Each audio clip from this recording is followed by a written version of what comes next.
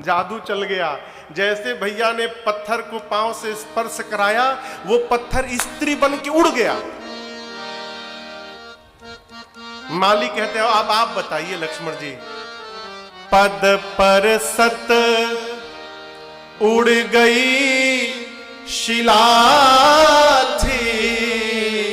हम लोगों को डर लग रहा है आज कहीं कर पड़त बिटप उड़ी जई है। राम जी बिनती सुनो। वही जादू कहीं आज चल गया और आपके भैया पांव से हाथ से वृक्षों को स्पर्श करते गए और सारे पेड़ पौधे उड़ते गए ऊपर, तो हम जनक जी को क्या जवाब देंगे?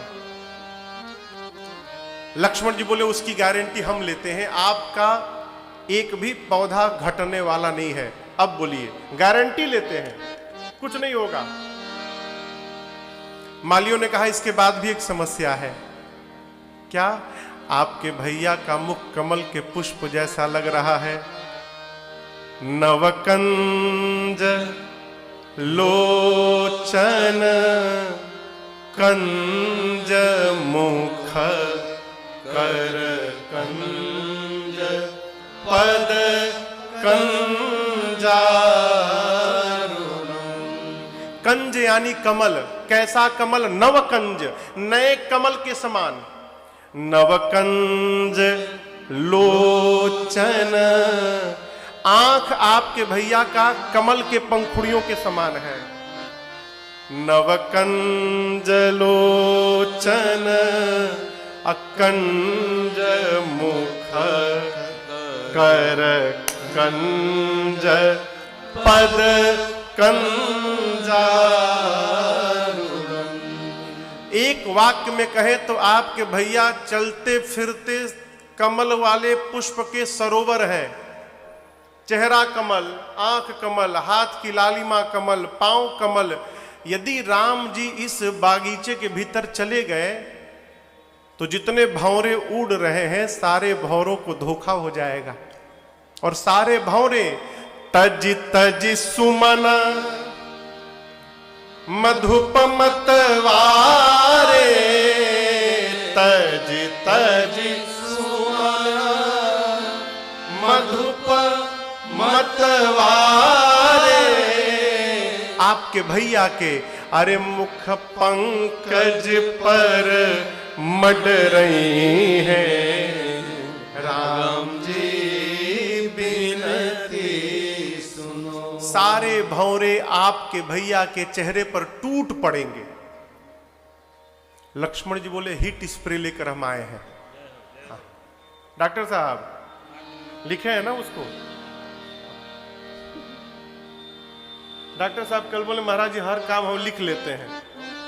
एक नंबर पर लिखे थे हीट स्प्रे, लेकिन एक नंबर वाला बाकी रह गया। लक्ष्मण जी बोले हमारी समस्या आप उसके टेंशन में मत जाएं, हम झेल लेंगे। माली बोले जाने नहीं देंगे। राम जी बोले कोई उपाय? मालियों ने कहा एक उपाय, आप दोनों भैया मिलकर अरे जब बोलहुगे सियाजू की जय। जब बोलहुगे सियाजू की जय।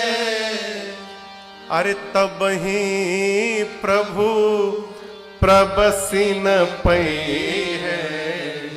राम जी बिनती सुनो। आप दोनों भैया मिलकर जब हमारे किशोरी जी का जय जयकार करेंगे तब हम जाने देंगे। राम जी बोले ठीक है करेंगे। मालियों ने कहा जोर से करना पड़ेगा। राम जी बोले दम लगा के करेंगे। मालियों ने कहा बोलिए किशोरी मैया की जय। आप लोग दम लगा के नहीं बोले। भोजन भया है ना दोपहरिया में। कई लोग तो घर ही से खा के चले आए हैं। हाँ हमारे पास भी कई लोग आए थे, कहे भोजन घर से खा के आए। 11 बजे ही पा लिए थे। हाँ। बोलिए किशोरी मैया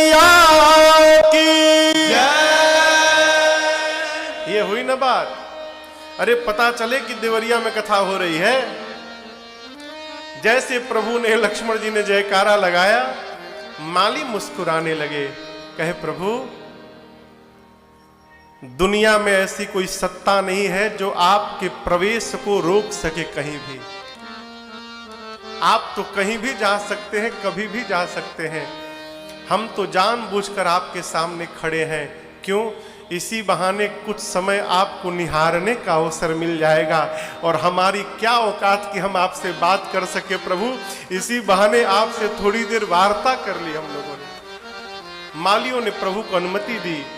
आराम जी जाकर भैया के साथ लगे ले न दल मुदित। पुष्पदल कैसे उतार रहे? मुदित मन, यानी प्रसन्न मन से। बार बार कथा में एक बात कही जाती है, कोई भी व्यवहार किया जाए तो प्रसन्न चित्त होकर किया जाए। यदि रो रो कर ही काम करना है सरकार, तो न किया जाए। कई लोग को काम सौंप दीजिए ना, तो काम भी सोचता है कहां आ गया मैं, भगवान कब इनसे छुटकारा दिलाएंगे। है रोना, रोने का काम। भगवान प्रसन्न मन से पुष्पदल उतारने लगे।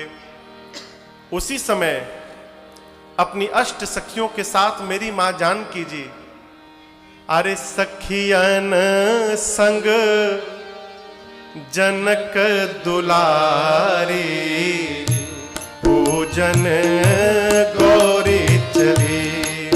सखियन संग अधिक अनुराग, अत्यधिक अनुराग के साथ मैया ने पार्वती जी का पूजन किया। और पूजनोपरांत सीता जी ने अपने लिए एक योग्य वर की याचना की मां से। अभी सीता मैया की पूजन प्रक्रिया चली ही रही थी कि मां के 8 सखियों में से एक सखी, दर्शन करिए, आई हैं सखी पूजन में सम्मिलित होने। जैसे सीता जी पूजा में बैठी, वो पूजा छोड़ के बगीचा घूमने चली गई।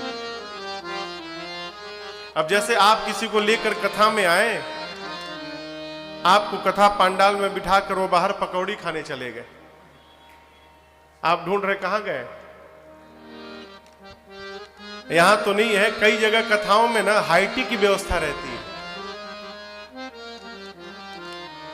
अधिकतर गुजरात के तरफ में, गुजरात में, राजस्थान में सरकार कथा चलती है, कथा के बगल में हाई टी, नाश्ता वास्ता। तो जितने लोग पंडाल में नहीं, उससे अधिक लोग नाश्ते में रहते हैं। हम लोग एक बार कथा गाने गए जयपुर में, तो हमारे एक बड़े प्रिय भैया है बिपिन भैया, बिपिन माथुर जी, तो जयपुर में कथा कराए। तो तीसरे दिन आए कमरे में, बोले महाराज जी आपने हमारा 3 लाख का नुकसान कर दिया। हम बोले हमने कुछ किया ही नहीं, नुकसान कैसे हो गया भाई आपका? हमने तो कुछ नहीं किया। हमने नहीं कर दिया आपने। बोले कैसे किया? तो बोले महाराज पिछली साल मैंने भागवत जी की कथा कराई, तो जितने लोग कथा हॉल में नहीं रहते थे, उससे अधिक लोग बाहर नाश्ते में लगे रहते थे। लोग अमृत छोड़ के कोई विष खाने थोड़ी जाएगा उधर। देखिए भगवान के नाम के आगे सब विषय है। आई है सखी पूजन में सम्मिलित होने, मैया पूजन में बैठी। एक सखी सिय संग बिहाई, गई रही देखन फुलवाई। बगीचा घूमते घूमते उस सखी ने राम जी लक्ष्मण जी को पुष्पदल लेते देख लिया। हालत बिगड़ गई। किसकी? सखी की। कल से नगरिया में जिसकी चर्चा है, कल से नगरिया में वही आए सखी फुलवरिया में, वही आए सखी फुलवरिया में। जिसकी चर्चा, अरे हाँ हाँ जिसकी चर्चा, अरे हाँ हाँ जिसकी चर्चा है, कल से नगरिया बढ़ाऊंगी तो महिमा गिर जाएगी, बढ़ानी है महिमा, झूठ बोलो। एक सखी ने कहा बगीचे में आए, फूल लेने आए हैं। ना ना, फूल लेने नहीं आए हैं। फिर क्या करने आए हैं? कहती है देखन बाग कुंवर दो आए। दोनों भाई बगीचा देखने आए हैं। कैसे है हो? बया किशोर सब भांति सुहाए। उम्र बहुत कम है, बय किशोर, किशोर अवस्था में है, सब प्रकार से सुंदर है। आगे से देखो तो सुंदर, साइड से देखो तो सुंदर, पीछे से देखो तो सुंदर। कल हम लोग ऊपर से भी देख लिए थे तब भी सुंदर लग रहे थे। सब प्रकार सुंदर है। एक ने कहा बहुत सुंदर, और बताओ। बोली और बताऊं? श्याम गौर किमी कहाऊं बखानी। एक सांवले हैं और एक गोरे हैं। अरे वाह, और बताओ। बोली और नहीं बताऊंगी। क्यों नहीं बताओगी? कहती है गिरा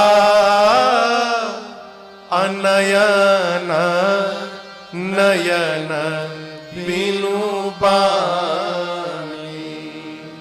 सखी कहती है जिन आंखों ने मेरे देखा है उन आंखों के पास जिह्वा नहीं है कि वो आंखें बोल सके। अब बोलने का काम है जिह्वा का, लेकिन बेचारी जिह्वा के पास नेत्र ही नहीं है कि उसने देखा हो। देखा है आंखों ने, बताना है जिह्वा को। देखे कोई और, अब बतावे कोई और। ऐसा हो सकता है क्या? मैं तो यही कहूंगी कि मैंने अपने जिन आंखों से देखा है, यदि आप मेरे साथ चलोगे तो आपको भी आपकी आंखों से दिखा दूंगी। जैसे सखी ने ये बात कही, मेरी मैया किशोरी जी चली अग्र करी प्रिय सखी सोई। उस सखी को आगे करके सीता मैया उसके पीछे पीछे चलने लगी। जैसे मां सखी के साथ आगे बढ़ी, मां के शरीर के आभूषण, कहे तो हाथ का कंगन, कमर का करधन, पांव का पायल, ये सब बजने लगा। इन आभूषणों की ध्वनि पुष्पदल उतारते प्रभु श्री राम के कानों तक पहुंची। जिस दिशा से ध्वनि आ रही थी, राम जी उस दिशा की ओर देखने लगे।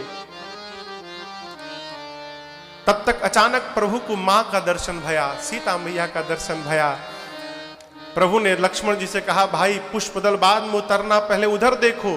तत जनक तनया सोई, तात जनक तनया सोई।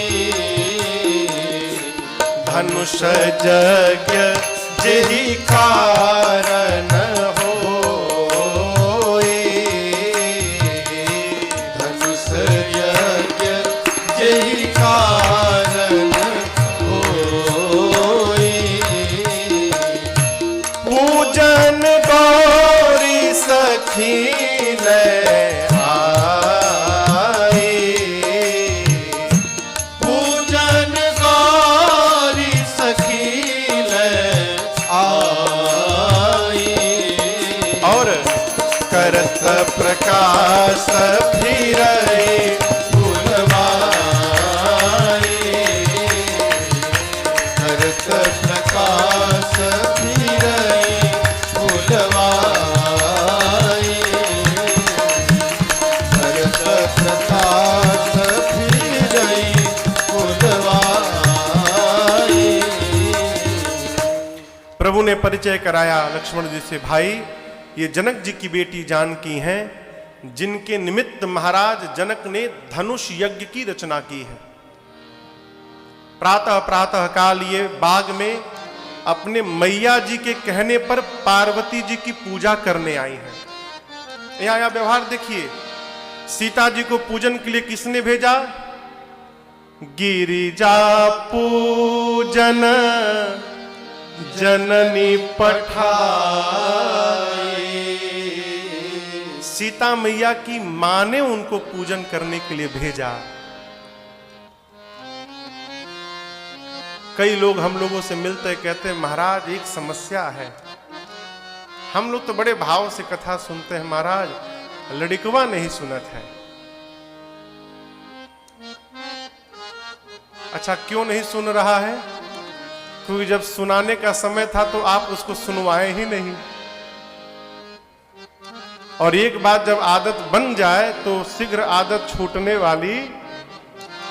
हमारे बच्चे यदि भगवान से दूर हो रहे हैं, क्षमा करिएगा, अपराधी बच्चे नहीं, अपराधी हम हैं, क्योंकि हमने भगवान से जोड़ने का कभी प्रयास ही नहीं किया। यहां दर्शन करिए, पार्वती जी का पूजन करने के लिए सीता मैया को सवेरे सवेरे किसने भेजा? जननी अर्थात उनकी मैया सुनैना जी ने कहा कि जाकर पार्वती जी की पूजा करके आओ। मेरी मैया पूजन करने आई। प्रभु ने मां को देखा। जो सखी प्रभु को देख कर गई थी, सीता मैया को लेकर गई। एक लता की ओट में आकर उस सखी ने सीता मैया को राम जी का दर्शन कराया। प्रभु ने मां को दर्शन दिया, मां ने प्रभु का दर्शन किया। मां को ऐसा लगा मानो जन्म जन्म का खोया हुआ धन प्राप्त हो गया। प्रभु को देखने के बाद मां ने नेत्र बंद किया और नेत्र बंद करके हृदय में भगवान के स्वरूप को स्थापित किया और नेत्र बंद करके मन ही मन प्रभु का दर्शन प्राप्त करने लगी। थोड़ी देर बाद सखियों के कहने पर मां ने नेत्र खोलकर भगवान का विधिवत दर्शन किया है। विलंब हो रहा है ऐसा जानकर वही चतुर सखी कहती है चलो चलो कल फिर इसी समय लौट के आना है। अर्थात वो राम जी से कहना चाहती है प्रभु हम लोग कल इसी समय आएंगे तो आप भी कल पुष्प लेने इसी समय बाग में आइएगा कि फिर से आपका दर्शन हम लोगों को प्राप्त हो जाएगा। सखियां मेरी मां जानकी जी को लेकर गई। इधर सीता जी को दाते देख प्रभु ने मां के स्वरूप को प्रेम की स्याही से हृदय पर उतारा। अभी थोड़ी देर पहले सीता जी पार्वती जी से अपने लिए सुंदर वर की कामना कर रही थी, याचना कर रही थी। पूजा के बाद राम जी दिखाई पड़ गए।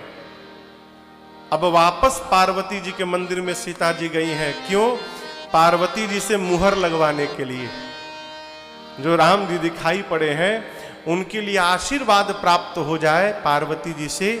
सीता मैया मंदिर पहुंची और जाकर उनकी स्तुति प्रारंभ कर दी। जय जय गिरिवर राज किशोरे, जय महेश मुख चंद्र चकोरे, जय गज बदन हडानन माता, जगत जननी कामिनी दुति गाथा, नहीं तब आदि मध्य अवसाना, अमित प्रभाव वेद नहीं जाना, भव भव विभव पराभव कारिणे, विश्व विमोहनी स्वपस विहारिणी, भव भव विभव पराभव कारिणी, विश्व विमोहनी स्वपस विहारिणी। सीता मैया पार्वती जी के मंदिर गई और जाकर प्रारंभ हो गई, हे गिरिराज पुत्री आपकी जय हो, हे शिव जी की प्रिया आपकी जय हो, हे गणेश जी और कार्तिकेय जी की अंबा आपकी जय हो। मां ना आपके प्रारंभ का पता है ना आपके मध्य का पता है, मां ना आपके अंत का पता है। आपके इस अमित प्रभाव को, आपकी महिमा को सरस्वती और शेष भी गाने में सक्षम नहीं है। माँ आप संसार के समस्त वैभव को प्रदान करने वाली है। माँ पातिव्रत धर्म में निपुण स्त्रियों की यदि गणना की जाए तो हे पार्वती जी आपका स्थान प्रथम आता है। माँ माँ आप शिव प्रिया हैं, आप वरदान देने वाली हैं। माँ आपकी सेवा करके, आपकी पूजा करके जीव चारों पुरुषार्थ सहज प्राप्त कर सकते हैं। माँ आप सबके हृदय में रहती हैं। माँ आप हृदय में रहती हैं तो हृदय की बात जानती हैं, और आप सीता के भी हृदय की बात को जानती हैं। माँ इसलिए सीता आज आपसे अपने मन की बात कहेगी नहीं, आप जो जानती हैं बिना कहे उसको पूरा करिए।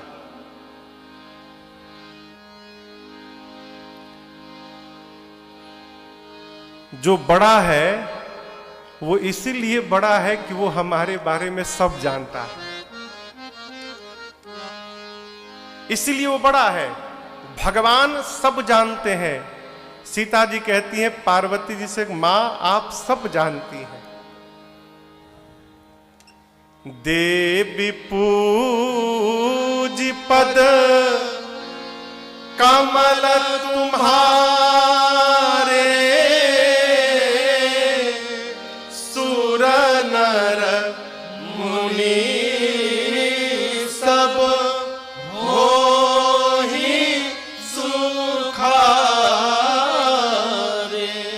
सीता जी कहती है मां आपके चरण कमलों की पूजा करके, सेवा करके सुर नर मुनि सब प्रसन्न होते हैं। देखिए ये जो देवताओं को शक्तियां प्राप्त हैं, ये सभी शक्तियां मां ने दी है।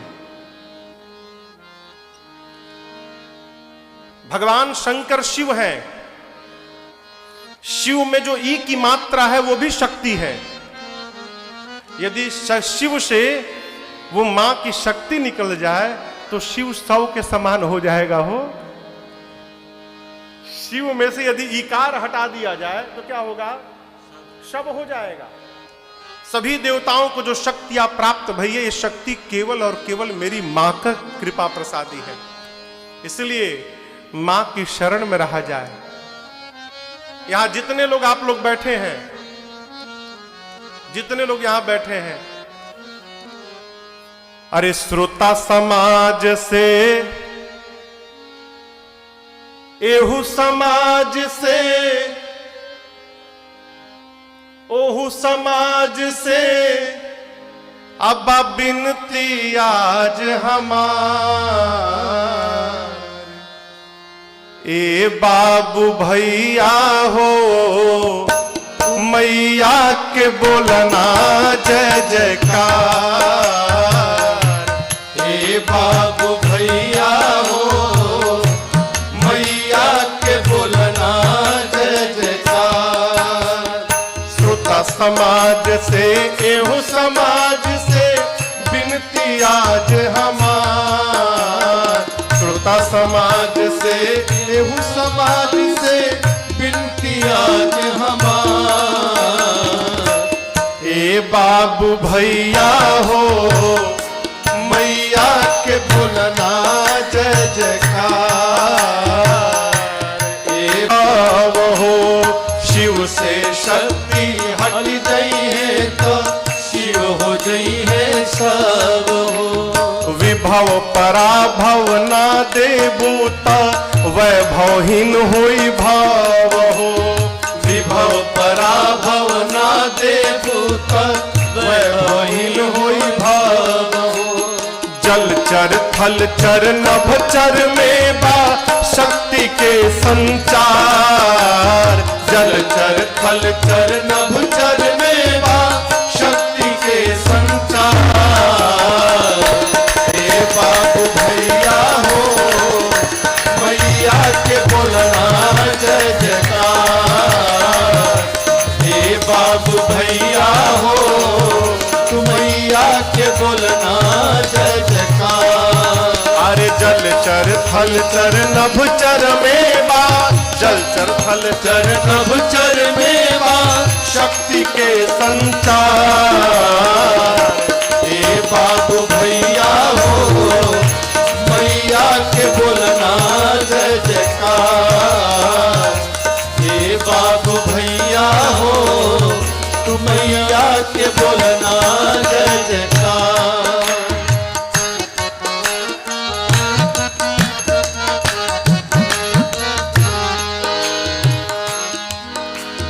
नाही कोनो काला बाटे, नाही कोनो गाला, माँ कुछ नहीं आता है। नाही कोनो काला बाटे, नाही कोनो काला बाटे। अरे नाही कवनो काला बाटे, नाही कवनो गाला बा, नाही कोनो काला बाटे, नाही कोनो काला बाटे। अरे काला गाला कुछो नहीं खे, कवन बात के हाला बा, काला काला कुछो नहीं खे, कौन बात के हाला बा। अरे गायक के नायक ह गई तेरी, गायक के नायक ह गई तेरी, कहेला यूपी बिहार। हे बाबू भैया हो, तू मैया के बोलना जय जयकार। हे बाबू भैया हो, मैया के बोलना जय जयकार। समाज से एहू समाज से विनती आज हमार, श्रोता समाज से एहू समाज से विनती आज हमार। हे बाबू भैया हो, मैया के बोलना जय जयकार। हे बाबू भैया हो, मैया के बोलना जय जयकार। हे बाबू भैया हो, मैया के बोलना जय जयकार। पार्वती जी की मां जानकी ने जाकर स्तुति की और क्या कहा? मां मोर मनोरथ जानहु नीके, नीके यानी ठीक से। आप मेरे मन के भाव को मैया ठीक से जानती हैं, इसलिए मैं आपसे कहूंगी नहीं, आप मेरे मन के भाव को पूर्ण करिए। इतना कह के पार्वती जी के चरणों में मां जानकी जी बैठ गईं। अब यहां दर्शन करिए, पूजन मां ने किया था पार्वती जी का, तो पार्वती जी के गले में माला भी पहनाई थी, ठीक ना? पूजन पूर्ण हो गया था। पूजनोपरांत मां स्तुति की, स्तुति करके पार्वती जी के चरणों में सीता जी बैठ गई और सीता मैया के इस विनय प्रेम का दर्शन करके खसी माल मूरति मुस्कानी, मां पार्वती के गले में जो पुष्प की माला पड़ी थी वो माला खिसकी। गले से माला खिसकेगी तो कहां जाएगी? नीचे। नीचे कौन बैठा है? सीता जी। अर्थात पार्वती मैया के गले की माला खिसकी और नीचे सीता मैया के आंचल में वो माला गिर गई। यहीं पर सीता जी को पार्वती जी का आशीर्वाद प्राप्त हो गया। मंदिर में पूजन के समय यदि आपने भगवान के श्री विग्रह पर माल्य अर्पण किया और पूजन के बीच में वो माला नीचे गिर जाए तो समझिए गिरा नहीं है, गिराया गया है। ठाकुर जी ने आपको आशीर्वाद प्रदान कर दिया, उसको उठाकर घर लेकर जाइए। मंदिर में गए बिना मांगे पुजारी जी ने यदि आपको ठाकुर जी के श्री विग्रह का पुष्प लाकर दे दिया बिना मांगे। कई लोग आते कहते हैं महाराज तनी खोपड़िया पे हाथ रख दीजिए, इसे क्या हो जाएगा? हो रखवाने से कुछ नहीं होगा, जहां जाना होगा वहां अपने आप चला जाएगा। मांग करके नहीं, बिना मांगे यदि पुजारी जी मंदिर से आपको पुष्प दे रहे हैं तो समझिएगा वो पुजारी जी ने नहीं दिया है, वो ठाकुर जी ने पुजारी जी को प्रेरित करके आप तक पहुंचवाया है। ये भगवान का आशीर्वाद है। आप देखिए ना, सरकार आए, मैं दिन में गया था दर्शन करने और वहां नहीं मिला, तो स्वयं हनुमान जी महाराज ने सरकार को प्रेरित किया, लेकर जाइए और वहां व्यासपीठ पर दीजिएगा। ये हनुमान जी का दुपट्टा है ना, ये हनुमान जी के श्री विग्रह का दुपट्टा है और आशीर्वाद बनाकर सरकार लाए और हनुमान जी का आशीर्वाद मुझे साक्षात प्राप्त हो गया। अब इसे क्या कहिएगा? है? आप अनुभव करिए। मां पार्वती के गले की माला खिसके नीचे जानकी जी के पास पहुंचा और पार्वती जी की मूर्ति मुस्कुराई। पार्वती जी ने कहा, सुनु सिय सत्य अशेष हमारी, पूजी ही मन कामना तुम्हारी। हे जानकी जी, आपकी मनोकामना पूर्ण भई। नारद जी के वचन को सदैव सत्य समझिएगा, पवित्र समझिएगा। क्षमा करिएगा, आजकल जो आदमी चुगली करता है, इधर की उधर करता है, उधर की इधर करता है, उसको लोग कहते हैं नारद हव का हो। क्या नारद जी का यही काम है? आप कहो। नारद जी इधर की उधर करते हैं? कदापि नहीं करते। यहां पार्वती जी ने कहा, नारद बचन सदा सुचि साचा। नारद जी कभी असत्य नहीं बोलते। नारद जी की वाणी सदैव पवित्र है। इसलिए नारद जी के नाम को बदनाम करने से बचा जाए, ये भगवत अपराध की श्रेणी में आता है। नारद जी इधर की उधर नहीं करते। यहां प्रमाण कौन दे रहा है? स्वयं भवानी जगदम्बा प्रमाणित कर रही है पार्वती मैया कि नारद वचन सदा सुचि साचा। नारद जी के वाक्य सदैव पवित्र है और सत्य है। तो इधर की उधर कैसे कर देंगे नारद जी? पार्वती जी ने कहा, सीता जी, आपको वही वर मिलेगा जो आपके मन में रचा बसा है। सीता जी ने कहा, मां तनिक क्लियर कर दीजिए, स्पष्ट बता दीजिए। तो पार्वती जी कहती हैं, मनुजाहि राचे मिले सोबरु सहज सुंदर सांवरो। मनुजाहि राचे मिले सोबरु सहज सुंदर सांवरो। करुणा निधान सुजानशील स्नेह जानत रावरो। करुणा निधान सुजान। हम ये करते हैं, हम वो करते हैं, क्यों? स्नेह जानत रावरो। भगवान सब जानते हैं। कल आपसे सुना ना कि जो भी भला बुरा है मेरे राम जानते हैं। और केवल ऊपर का नहीं, बंदे के दिल में क्या है ये बात भी मेरे राम जानते हैं। जिसको आप बता रहे हैं वो आपका कुछ करेगा भी नहीं, और जो जिसको करना है उसको बताने की आवश्यकता नहीं है, वो बिना बताए सब जान रहे हैं। इसलिए अपने मुख से बताने से बचा जाए। हमने ये किया, हमने देखिए, हमारे एक चाचा हैं, वो कहा करते हैं, बाबू शशिधर सिंह, रायपुर में रहते हैं चाचा जी हमारे। वो कहते हैं, बाबू फूल में खुशबू होगी ना तो अगल बगल से गुजरने वालों को स्वयं उसकी सुगंध की प्राप्ति होगी, बताना नहीं पड़ेगा। बताया जा रहा है, इसका मतलब है कि नकली फूल है, उसमें सेंट मार करके लाया गया है। जो नकल है उसी को बताना पड़ेगा। असल है, असल को बताने की आवश्यकता नहीं पड़ती। जो असल है वो अपने आप दिखाई पड़ता है, इसलिए बताने से बचा जाए।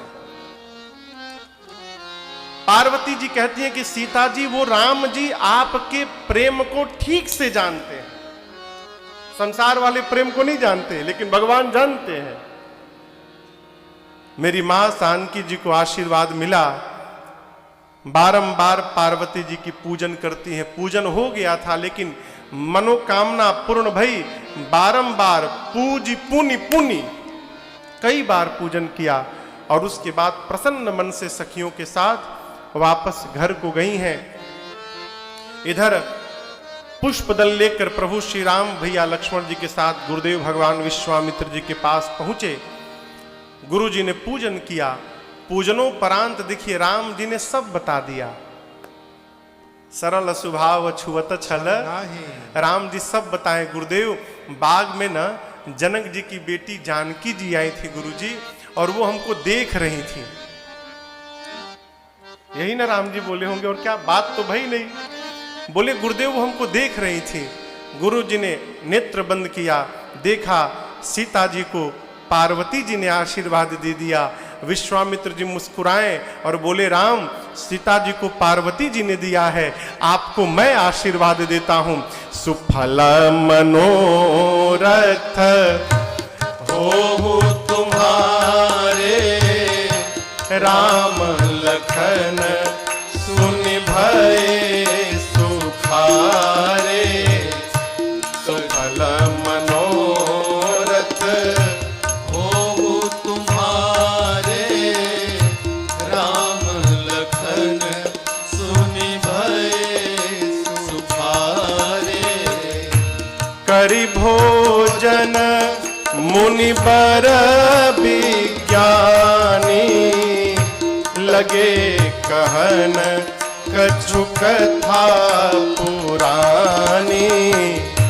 करि भोजन मुनि बर विज्ञानी, लगे कहन कछु कथा पुरानी। गुरुदेव ने आशीर्वाद दिया, आपकी मनोकामना पूर्ण हो। दोपहर में भोजन भया, विश्राम, संध्या, बयारू आरती, रात्रि भोजन, फिर विश्राम। अगला दिन भया, आज धनुष यज्ञ का दिन है। प्रभु लक्ष्मण भैया के साथ प्रातः क्रिया से निवृत्त होकर बैठे ही थे, तब तक जनक जी महाराज ने सतानंद जी को भेजा और कहा आदर पूर्वक विश्वामित्र जी के साथ राजकुमारों को रंग भूमि में लाया जाए। गुरुदेव भगवान के साथ प्रभु श्री राम भैया लक्ष्मण रंग भूमि में पहुंचे। राम जी रंग भूमि में आ रहे ऐसा सुनकर मिथिला के नर नारी पहले से आकर बैठ गए। जनक जी महाराज ने सबके उचित बैठने की व्यवस्था बनाई है।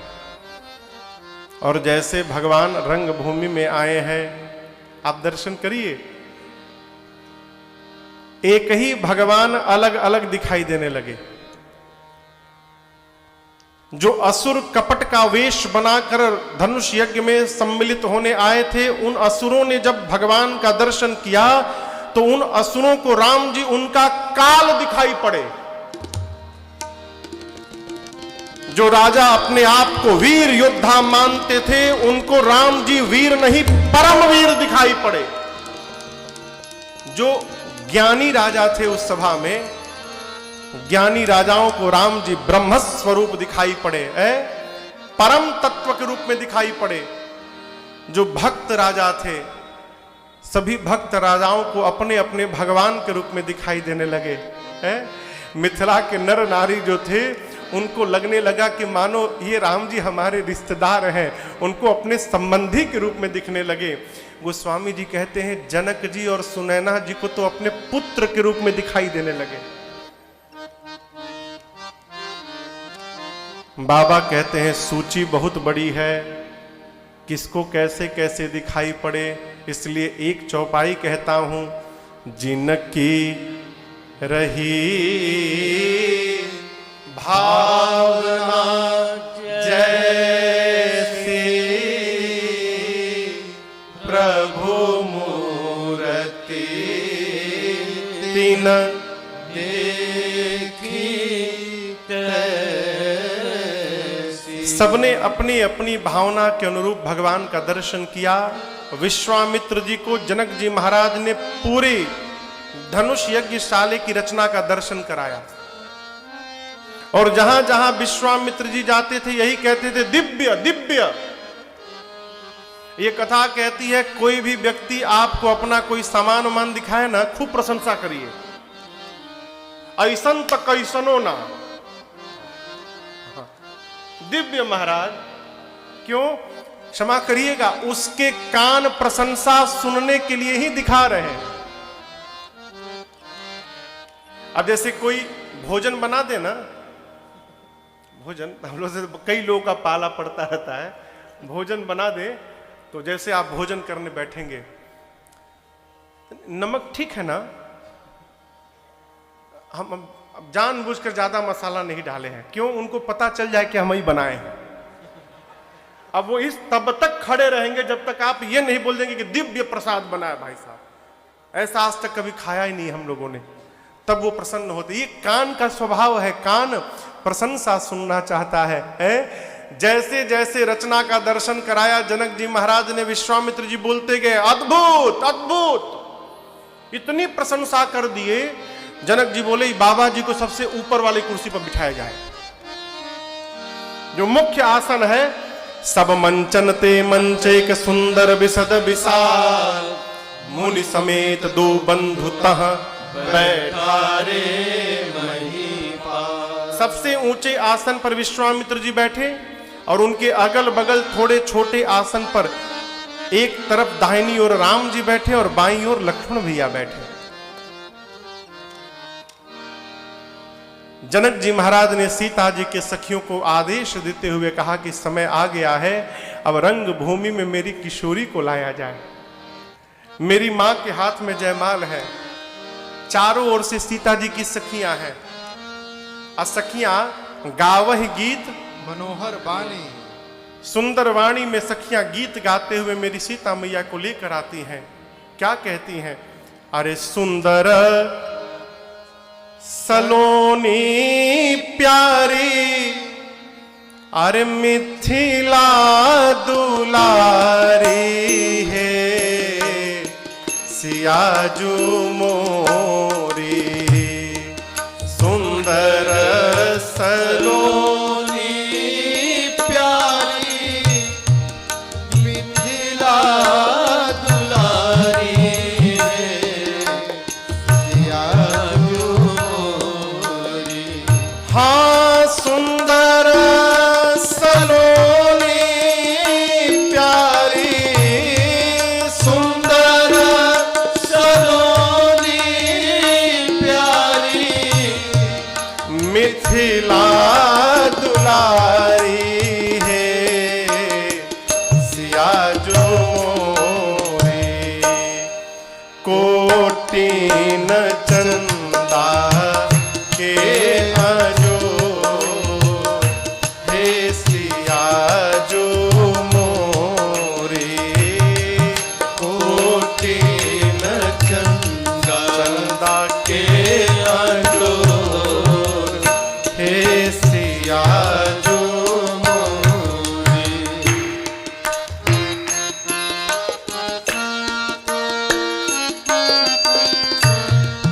धीरे धीरे मेरी मां रंग भूमि में आती है, सखियां चारों ओर से मां को घेरती हैं,